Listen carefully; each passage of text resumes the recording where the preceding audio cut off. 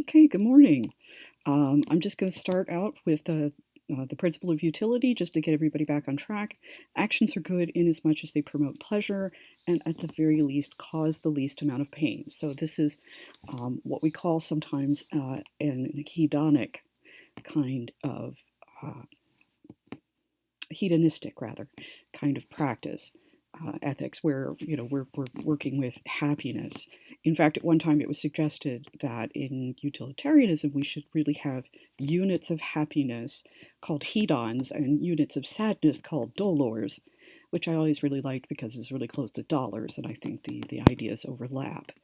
Um, okay, I just kind of leapt in here. Um, so, what we're going to do today is hopefully finish this up. We're going to take a slightly deeper look at John Stuart Mill. There was one thing about uh, uh, Jeremy Bentham I didn't point out, and I think it's worth knowing at least for at least 5 minutes or so. And then we're going to look at the things that have been identified as common problems with utilitarianism. And I think that's sufficient for one day. Alrighty. So, principle of utility. Actions are good in as much as they promote pleasure and at the very least cause the least amount of pain. Aristotle focused on rationality, looking at the distinction between human beings and other animals. Um, Bentham said it's the capacity to experience pain or pleasure. He said, "Tell me not whether something can reason or speak, tell me whether or not it can suffer."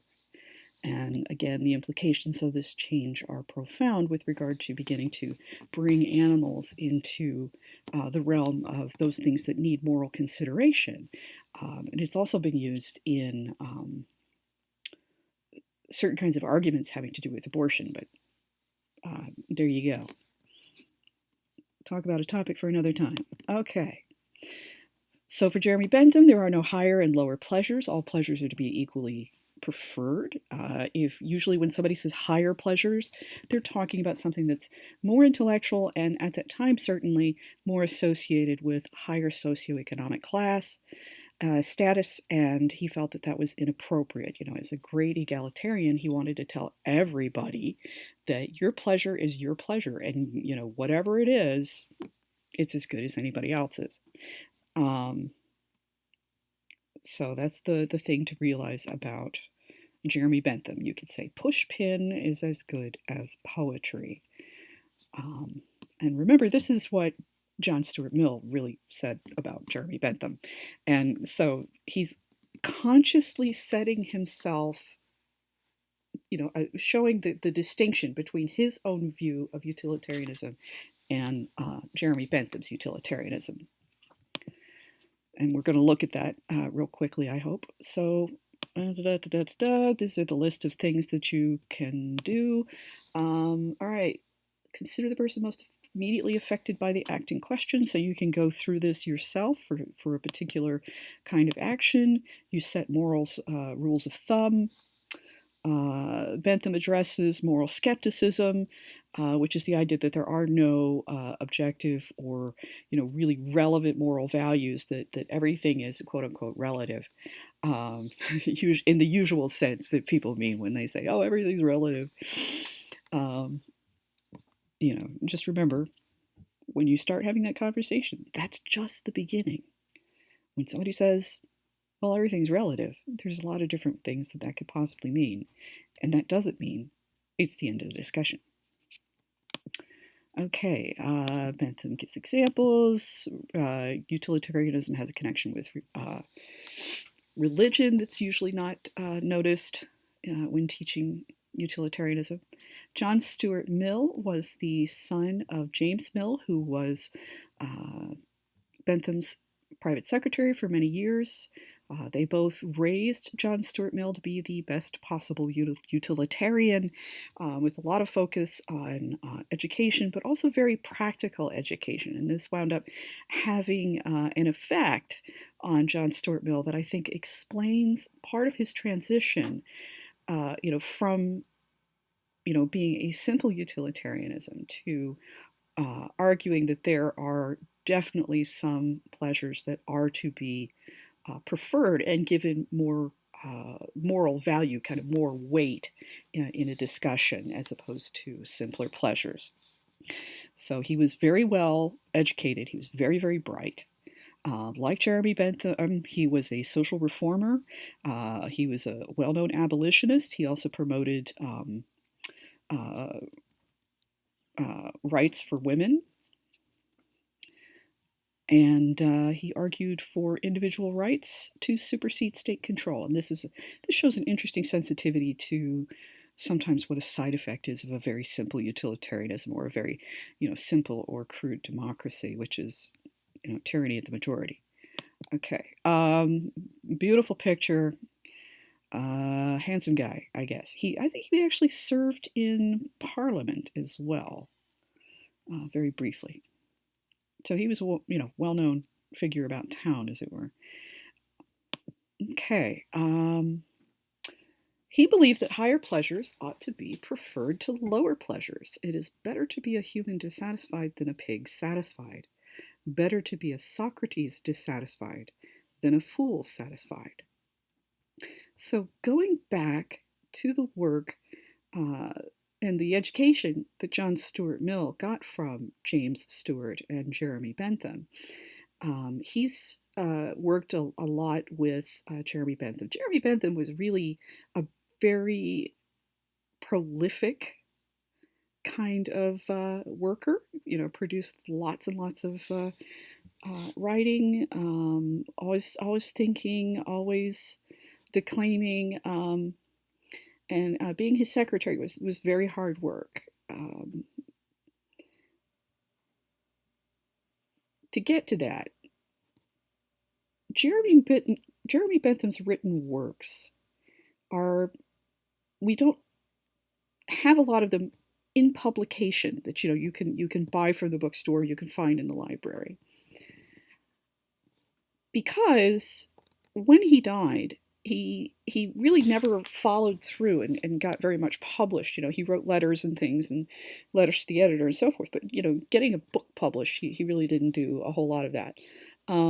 What we have is over 2,000 boxes of manuscripts, of just papers of Jeremy Bentham's work in his handwriting. At the University College of London, which is, where he donated money and where his auto icon is kept, there is a thing called the Bentham Project, which is where a group of people have actually, kind of group sourced, I think that's what this is called, the, I won't say translation exactly, but, rewriting, the digitization, I suppose, of his written work. So if you are looking for a really cheap date, or, you're just, bored or whatever, you can go to the Bentham Project's website and upload one of the scanned manuscripts and try to, and type it out. I found his handwriting a little difficult to read. Everything is mixed up. Some of it is laundry lists, some of it is bills, some of it is letters, some of it is his philosophy, and there's just boxes upon boxes of scattered papers. So the Bentham Project is all about trying to systematize all of his work together and make it available to the public. And you can be a part of that project too, if you so decide. So given that kind of, you can just see this guy. He probably gets up in the morning and starts talking and doesn't stop until he goes to bed, and expects somebody to be writing down a lot of what he's saying, whatever he doesn't do himself. That could be, really hard to work with. The other thing is that when John Stuart Mill was taught, when he was educated, James Mill and Jeremy Bentham, to create the best possible utilitarian, focused very much on practical kinds of education. They didn't focus at all on the arts. They felt that, going off to find happiness is something you do on your own time. But, they ascribed a bit to the, useful side of utilitarianism. So John Stuart Mill was working for Jeremy Bentham, worked very hard. And in his early 20s, I believe, he had what was then called a nervous breakdown, which I think we might call a depressive episode. Not sure which, but he just could not work anymore for Jeremy Bentham, and was very tired and very discouraged, and went off for a while to do something else. And he discovered poetry. He started reading poetry, and found that there was this whole emotional, romantic side to himself that had been completely neglected in his education. And he felt that he was really missing something as a result that should be an important part of everyone's education and well-being, right? If you don't have access to poetry, you don't have access to, important features of life. So this is partly why Jeremy Bentham argues that intellectual pleasures, those that stimulate the mind and the emotions, touch the heart, I suppose, are to be preferred to those pleasures that don't, like, say, strawberry ice cream, or cheese. These are things that touch your heart, but usually in the clog your arteries kind of way, more so than helping you to become a better person, enriching your soul, as it were. So, out of this, John Stuart Mill decides that we really ought to prefer higher levels of pleasure, that there's intellectual pleasures versus lower pleasures. This is a particular lecture that kind of involves a lot of discussion. Like at this point, I usually like to set up the class and say, let's suppose we're all members of a town, and we have money. We can either build a library or a racetrack. And which one should we do? And, presumably a library is a sign of a higher pleasure, but, does that mean that people who enjoy racetracks are any lesser, or so on? Is it going to be a Formula One track versus a NASCAR? Anyway, and so on. But clearly we're not going to do that here. It's not explicitly necessary. But, for your own satisfaction, think of higher and lower pleasures that you might experience. Try and decide if Minecraft is a higher or lower pleasure. Not really sure. Okay, so on to the general problems with utilitarianism. Oh, right. One more thing, just to remember the other reason we think that John Stuart Mill was also very interested in promoting, higher pleasures as opposed to lower pleasures, which, include pleasures of the flesh, eat, drink, and be merry, as it were.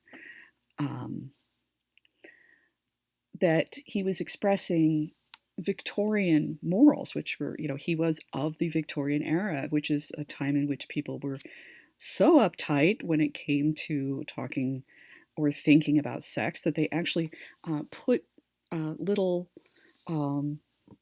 pantaloons, little covers over piano legs so that men would not be stimulated to lust on the basis of an exposed piano leg.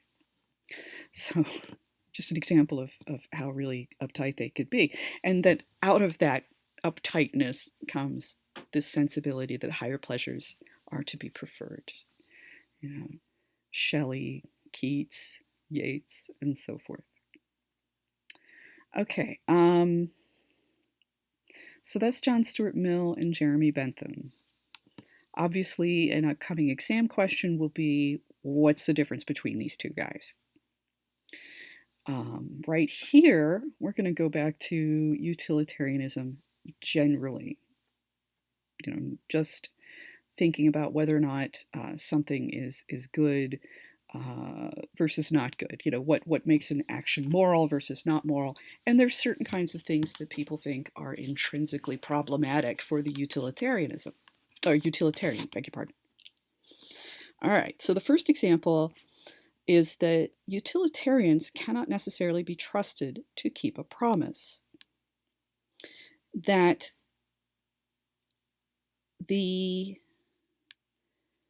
let's imagine for a second that I'm a good utilitarian. My friend calls me on the phone and says, hey, let's go running tomorrow morning at 6 o'clock, and we'll keep safe social distancing, and we'll run a good 20 feet apart from each other, and so on and so forth. Wear masks, or maybe we'll just run together on separate treadmills. Her at her house and my house, and we'll just I guess meet over Zoom or something while we're doing it. Yeah, that's what we're going to do. So I'm going to get up at 6 o'clock in the morning, and I'm going to go running with my friend. This is hard to imagine, but bear with me. So I promised my friend that I will get up tomorrow morning at 6, and I will go running with her. Now, as a utilitarian, right at the moment, when I am making this promise to my friend, I'm thinking about what value, what goodness obtains from making the promise, right? And usually when you make a promise, it's something that at the moment that you make the promise, it's a good thing, but you know that there's another part to it when you fulfill the promise that isn't something you might otherwise do. Like me running ever. I don't run to get out of the way of traffic. Anyway, so I am right at the moment. I promised my friend that I'll go running with him at 6 o'clock in the morning. I am reinforcing my relationship with this person, that I'm willing to spend time and do things with them, and allow them to persuade me to do things that I might not otherwise do, that they think is good for me, and so on. And we all feel real good about it, right? So at that moment, I'm getting some great happiness out of this promise. Now, so making the promise makes sense to the utilitarianism. I get greater pleasure, I get more happiness out of making the promise right now. My friend will be quite pleased with me, and so on, than if I refuse to make the promise. All right, so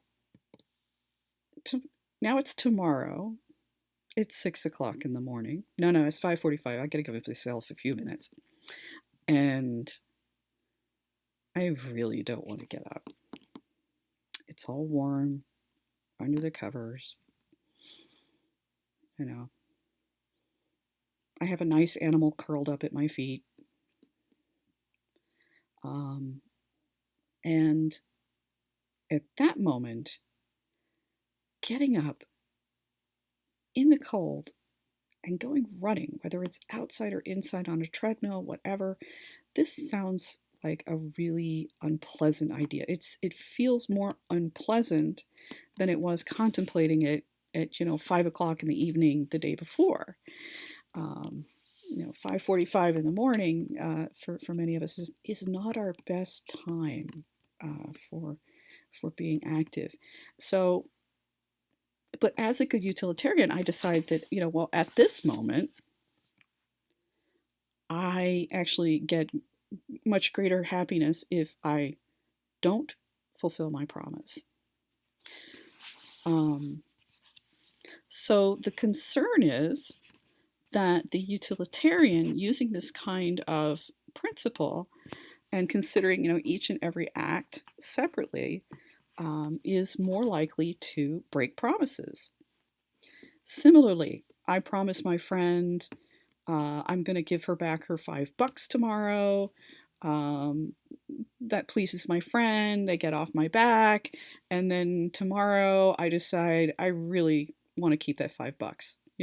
We all had fun last night when we talked about the $5 I'm going to give back to them, but now I gotta give them the $5. Um,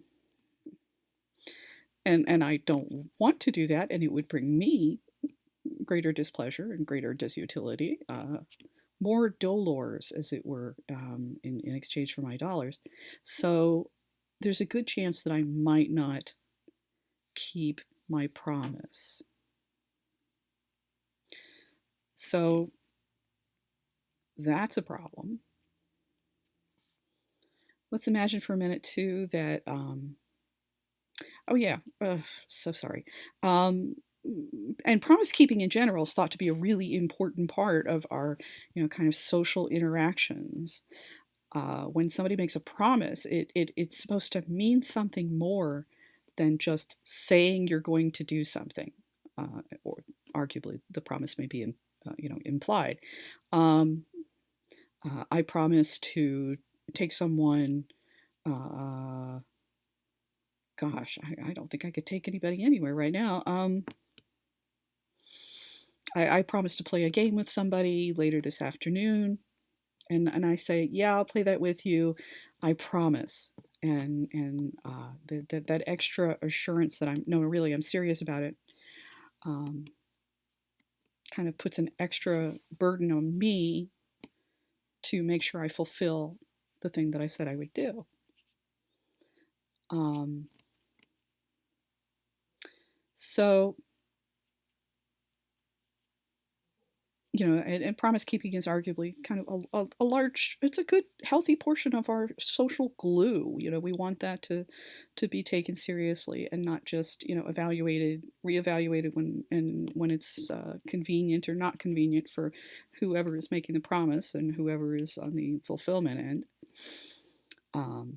So it's felt that utilitarianism doesn't really provide enough um, goodness, enough justification to ensure that utilitarians are going to keep their promises. So a distinction, I think this was done in about the 1950s, 1960s. Um, we made a distinction between what we call rule utilitarianism and act utilitarianism. An act utilitarian is someone who evaluates each and every individual act by the uh, philosophic calculus, as it were, the happiness calculus. What's going to make me more happy? What's going to make more people more happy? Um, so each and every individual act gets justified, gets analyzed in that way. Whereas what a rule utilitarian would do is set a series of rules to follow, and then would evaluate fulfilling the rule as whether or not that would lead to greater utility or not. So there's the act of promising my friend I'm going to go running at 6 o'clock in the morning. Then there's the act of getting up at 6 o'clock and going running. Those are two separate acts, and I may if I evaluate each one, differently in isolation from the other, there is concern that I won't keep my promise. As a good utilitarian, even. However, a rule utilitarian would evaluate the rule, I ought to keep my promises. So, is there greater utility? Is there more happiness in the world? Is the world a better place if I keep my promises? Probably, right? Um, assuming they're good promises, as opposed to I promise you're going to regret that later. um Cruel promises or mean promises. But anyway, but I ought to keep my promises. that the world is a better place. More people will be my friend, more people will trust me, be more likely to lend me money, for instance, if they know I'll pay them back, and so on and so on. So the idea that we evaluate rules to help maintain some of these social glue kinds of issues has been raised as a way of countering the concern about promise keeping. Okay, you drink. Okay. There's also there's problems with the distinction between rule and act utilitarianism, and whether or not it really resolves the problem, so on and so forth. And if you were going to take ethics in the fall with me, that's something we would get into. There's a philosopher by the name of J.J.C. Smart, and we would be reading his work, which he's a contemporary, fairly easy to read, who argues that the distinction is pretty meaningless between rule and act utilitarianism, and that act utilitarianism is perfectly sufficient to justify what we get up to.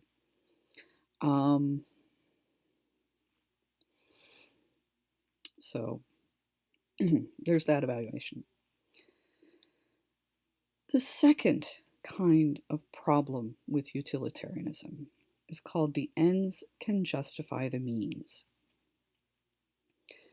So our ends are the goals that we are aiming for to trying to fulfill, and the means are whatever we do to get to our goal. There are some things that we do that can't be really justified on their own, but when they're seen in relationship to a goal, it may or may not be justified. For instance, right now we are all under stay-at-home orders, so to speak, and need to wear masks in public and distance ourselves, and that's a lot to ask of people. Very serious modification of everybody's behavior and well-being, arguably, uh, for losing jobs and everything else, access to things. But the ends in this case, if we follow through, is to prevent people from getting ill with a deadly disease. Keep the disease from continuing to spread. That's the hope. Anyway, so even though if the government just came out and said, "That's it, I want everybody to stay home," right, and nobody can talk to each other, you can't have groups of 10 or more, this would be outrageous, except when seen relative to the ends, the goal of trying to lower everybody's risk of disease. So that's a serious problem. And it's felt that some means can be justified, no matter how horrific they are, if the ends are good enough. That the just most abysmal things, outrageous, the most flagrant violations of moral well-being, and I'm not talking about quarantine here, can be used to justify, if the ends are powerful enough. Excuse me. Like, we never want to say that torture is ever justified, but utilitarianism, if they were faced with, say, there's a terrorist who has put a bomb somewhere and it's going to go off and it's going to kill thousands of people, and the terrorist is refusing to tell everybody where they put the bomb, would we be justified to torture the terrorist to try and get the information? And a utilitarian would say, yep, yep, or this person is already, kind of given up their reasonable access to, moral well-being or and um, that might be the thing to do. Here's a really tricky one. The terrorist may or may not respond to torture. But what if we captured and we took the terrorist's family and we took them in front of the terrorist that we have tied up in a chair? It said, you either tell us where the bomb is or we're going to torture your family. And a utilitarian might be willing to go along with that. The point is that utilitarianism does not seem to have a moral basement. It doesn't seem to have anything that is so foul, so evil that it just ought not be done. There may be a way, if the ends are good enough, if the goals are good enough for utilitarian, any means can be justified. Now, a utilitarian would not accept us, torturing somebody just in general, for entertainment, for instance, most likely, because of the very problem, the sadness, and the lack of trust and insecurity that could be created by torturing people more or less at random. They're not complete fiends, but there is no low that they won't go, shall we say, intrinsic to the theory. So, and especially when we look at Immanuel Kant, Kant's going to be focused on the means, that there are some things we ought not do, period, no matter what the ends are. There's just some stuff you don't do, and it just can't be justified. There is no justification for it. You don't do that. And so we'll get into that a little bit. The other idea is that, remember, this is a consequentialist theory. This is where we are looking at the consequences, the results of our action to measure whether or not it was a good idea. And sometimes we do things and our ultimate intention was to do something that was otherwise morally worthy, but something goes wrong, or we underestimate something, we make an incorrect judgment, and disaster results, right? And something that if we had done it directly would have been morally abhorrent, something, absolutely unacceptable. But even in that case, we do want to consider the intention of the person who was trying to do something that was morally worthy, want to account for it.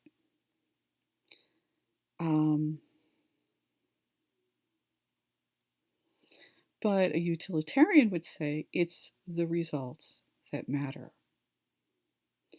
I'm thinking about the quiz where